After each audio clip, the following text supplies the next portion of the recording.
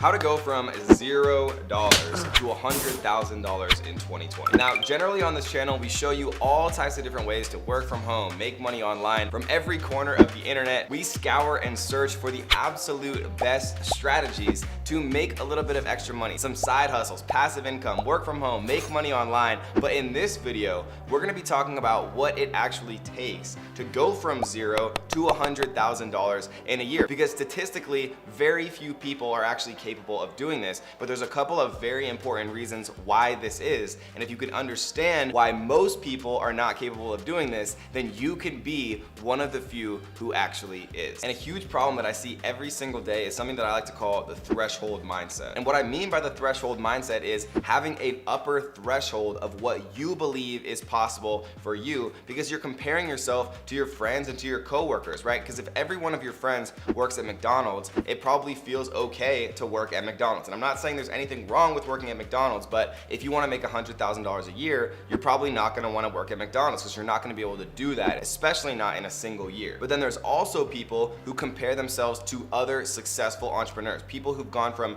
$0 to $100,000 or $0 to $1 million in just a single year. And so if that is what you're shooting for, if that is the threshold that you're comparing yourself to, then you're actually going to work so much harder to achieve that than if you're just comparing yourself to your coworkers. So if you want more, you have to compare yourself to people who've gotten more. You can't allow yourself to have a threshold in your life where you're shooting for something that's way less than what you actually want. If you want to make $100,000 in a year, you can't compare yourself to your coworkers at McDonald's. You just can't. You're not going to actually work smart enough to ever achieve that. And people struggle all the time with what's called limiting beliefs. And having limited beliefs and not believing that it's possible for you has an unfortunate side effect. I watched a speech that Will Smith gave recently where he said, "He who believes he can and he who believes he can't are both usually right." And so in order to actually achieve your dreams, you first have to believe that it's possible for you to achieve your dreams. And an unfortunate part about human nature is people around you subconsciously or consciously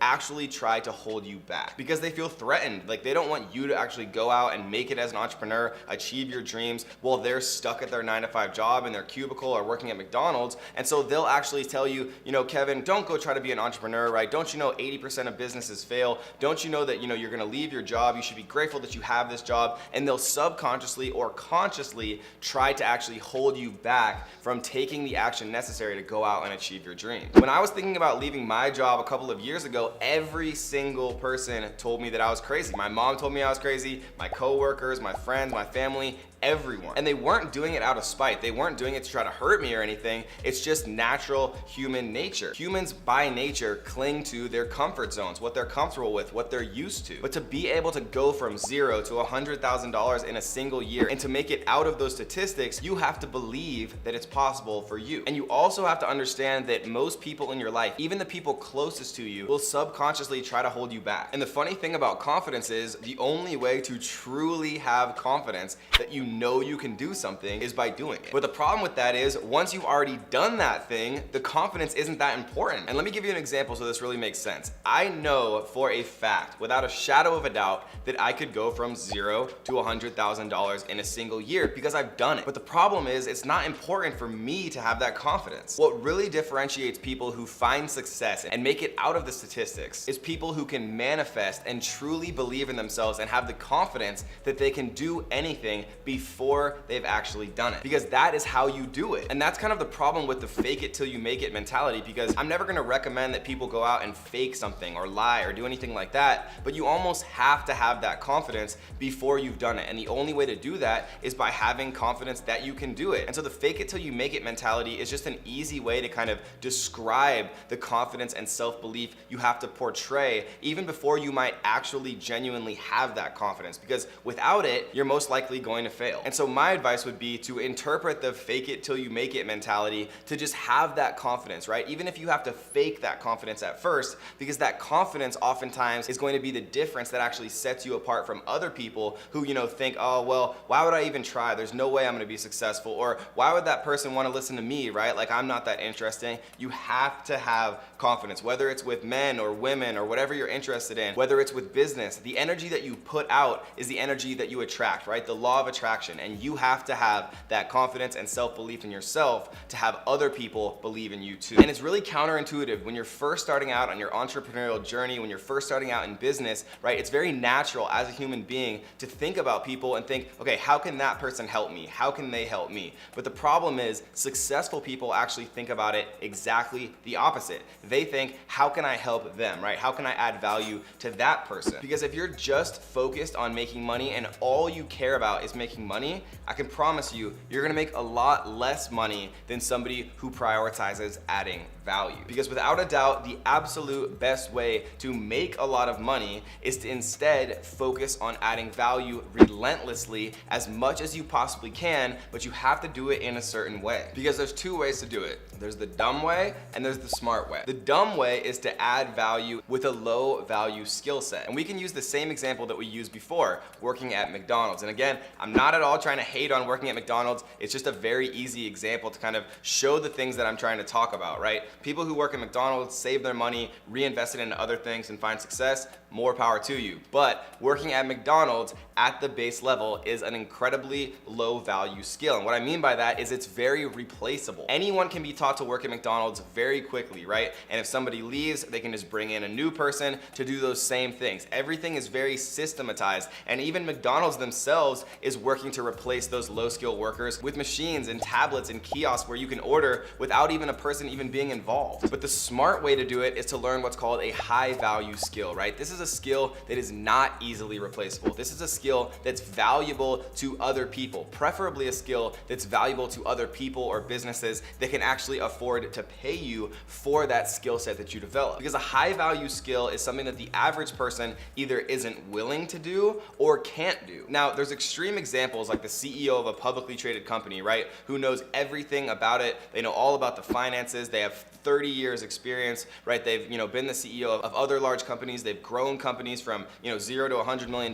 That is an extremely high value skill. Now, another example would be like LeBron James, right? No matter how hard I try, I will never be 6'8" with a 40-inch vertical made of pure muscle, right? I just won't. But some people are born with genetic skill sets and talents that you literally can't learn. But the cool thing about high value skills is outside of, professional athletes and things like that, you can almost always actually learn if you're committed to learning a high value skill, and then you can get compensated appropriately for it in the form of consulting, in the form of creating an agency and actually offering done for you services, or even in the form of creating a digital product or a digital course where you can teach and leverage the power of what a digital course is, right? Teaching and being the mentor to hundreds or thousands or tens of thousands of people by those people actually logging into a membership, watching the same videos and feeling like they're learning one-on-one from you, even though it's actually a passive income stream for you at that point. Now, high value skills generally have one thing in common. They either make other people a lot of money with the skill set you have, or they bring those people a lot of happiness or value. And there's a lot we could talk about here, but generally there's three things that every single person everywhere needs. They're interested in health,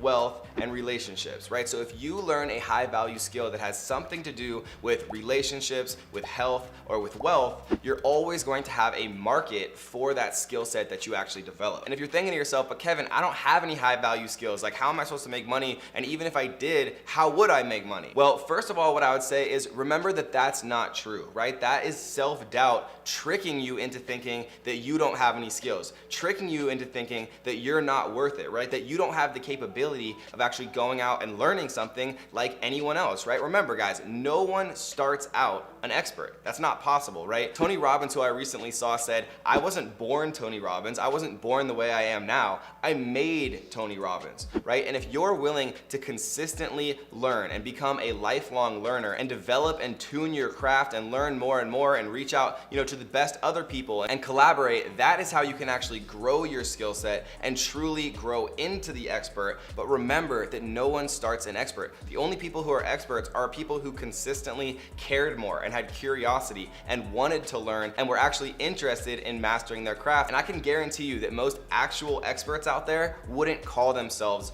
experts, because people who are smart enough to become experts know that it's not actually possible for anyone to truly master anything, right? It's a continuous learning process. And so even if you don't think you're good at anything, trust me when I tell you that you are. But if nothing at all comes to mind, then anyone can master digital marketing, right? Digital marketing is something that every single business in the world needs. It doesn't matter if you're a doctor, if you're a dentist, if you're a lawyer, every single one of those companies needs new and profitable customers and leads coming into the door that they can actually provide their services for. I have friends and students who've specialized in digital marketing for just one type of business, and they've gone on to make 6 figures, or some of them even 7 figures, right? You can become the go-to person for digital marketing for accountants or for lawyers or for plumbers, right? Because every one of those businesses by default has money because they're a business, right? And by default needs new and profitable customers, right? So they're willing to pay somebody who's an expert at digital marketing for that one thing, right? And if you focus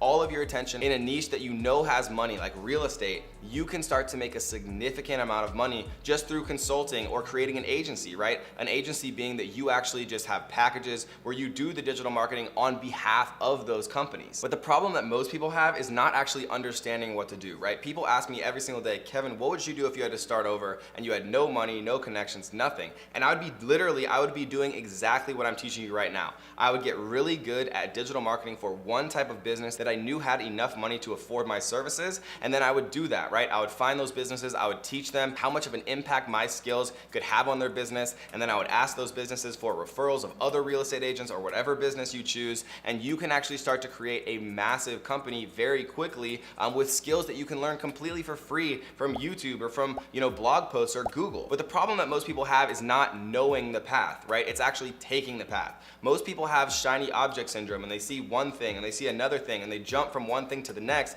before they actually ever give themselves enough time to truly master one thing. And you have to remember that success is not a linear thing, right? You don't just put in 1 hour of work and get 1 unit of success, right? Most of the time, it feels like you're making no progress at all. You're taking all of these, very consistent actions day to day to day, and then all of a sudden, right, if you're consistent long enough and you're working smart and hard towards the correct thing, all of a sudden, you'll have this explosive, exponential return on all of the investment that you've been making of your time and energy. Because remember, you don't have to be great to start, but you do have to start to be great. So my advice would be launch imperfectly, right? Just get started.